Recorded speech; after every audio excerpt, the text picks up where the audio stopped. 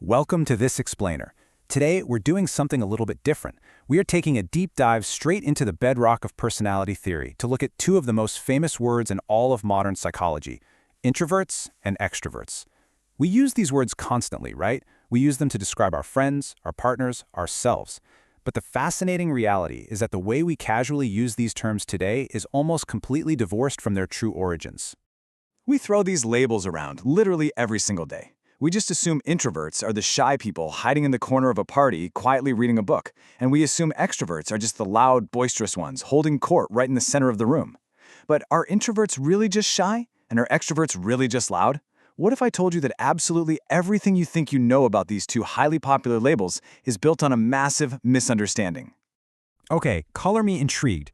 If it's not actually just about being shy or being loud, what is the actual truth behind these labels? Where did they even come from, and what were they originally meant to describe? Well, here is our roadmap for today. We're going to start by rethinking introverts and extroverts, look at the origin of Jung's terms, explore the four psychological functions, see what happens when we combine functions and attitudes, and finally, look at their massive influence on the MBTI. Section 1. Rethinking introverts and extroverts. Let's clear the foundation. Pop culture has essentially flattened these incredibly complex concepts. You know how it goes. Common modern assumptions equate introversion with social anxiety, shyness, or even antisocial behavior. And extroversion?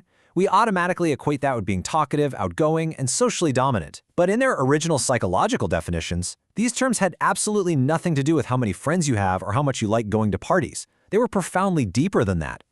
Section 2. Origin of Jung's terms. So if the pop culture definitions we all rely on are totally off base, who exactly came up with these concepts in the first place?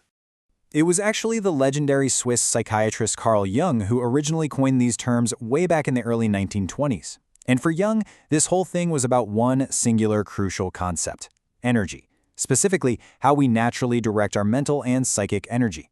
Jung defined an extrovert as someone whose energy is directed outward, toward the external world of objects, people, and actions. An introvert, on the other hand, is someone whose energy naturally flows inward, toward their own internal world of concepts, thoughts, and ideas. Think of it like a giant battery.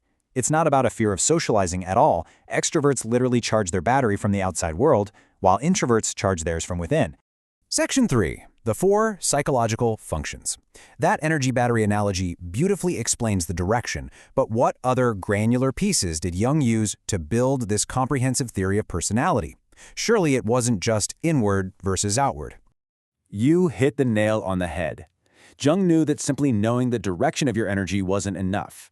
We also have to know the mechanism, how you actually process the world. So he broke this down into four specific psychological functions. First up is thinking. And thinking is exactly what it sounds like. It's the function of analyzing and evaluating information logically. It's that part of us that relentlessly seeks objective truth, always asking, okay, what is logical here, and what actually makes sense? Next, we have feeling. Now, this is absolutely crucial to understand. In Jung's model, feeling doesn't just mean being emotional in some volatile, unpredictable way. Not at all. It is a highly structured evaluation function. It's about making decisions based on emotional resonance, interpersonal harmony, and your deeply held core values. So while thinking is over there asking, is this true or false, feeling is asking, is this agreeable or disagreeable? Is this fundamentally good or bad? Then we have sensation. This function is incredibly grounded. It's all about perceiving reality directly through physical, sensory experiences. It relies completely on what can be seen, touched, heard, tasted, and smelled. It essentially anchors a person squarely in their immediate, tangible, physical environment. Finally, rounding out the four functions, we have intuition. Now, while sensation focuses heavily on the tangible, what is, intuition is focused entirely on the unseen and the possible. It is the function of grasping hidden patterns, reading between the lines, and sensing underlying meanings. You know that sudden flash of insight about what could be rather than what simply is? That's intuition at work. Section 4. Combining functions and attitudes. Okay, so how do these four processing functions actually combine with being an introvert or an extrovert? This is the really exciting part, seeing how these puzzle pieces snap together.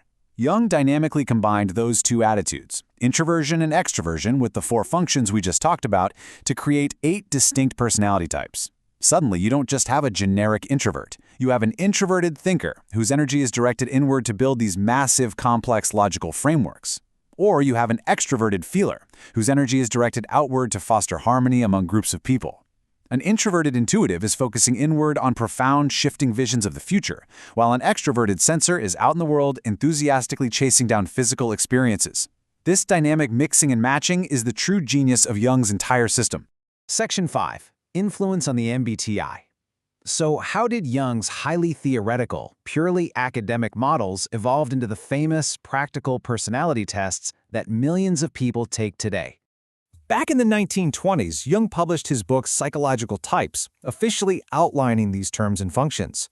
But to be honest, it was pretty dense and academic. Fast forward to the mid-20th century, and a mother-daughter duo, Catherine Cook Briggs and Isabel Briggs Myers, discovered Jung's work.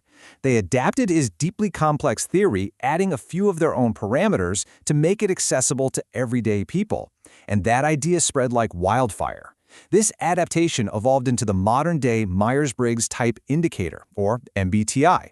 Almost every personality tool you see today that uses the letters I for introvert or E for extrovert, they owe their foundation directly to Jung's original matrix of energy and cognitive functions. And that brings us to the end of our journey today. We've stripped away all the pop culture noise and rebuilt these concepts entirely from their psychological bedrock. So, knowing Jung's true origins, knowing that this is really about the inward or outward flow of your mental energy, and the highly specific ways you logically or emotionally process reality, how do you view your own personality type now? Are you truly the introvert or extrovert you always thought you were? Take some time to reflect on that. Thank you so much for joining us for this explainer, and keep exploring the incredible world within.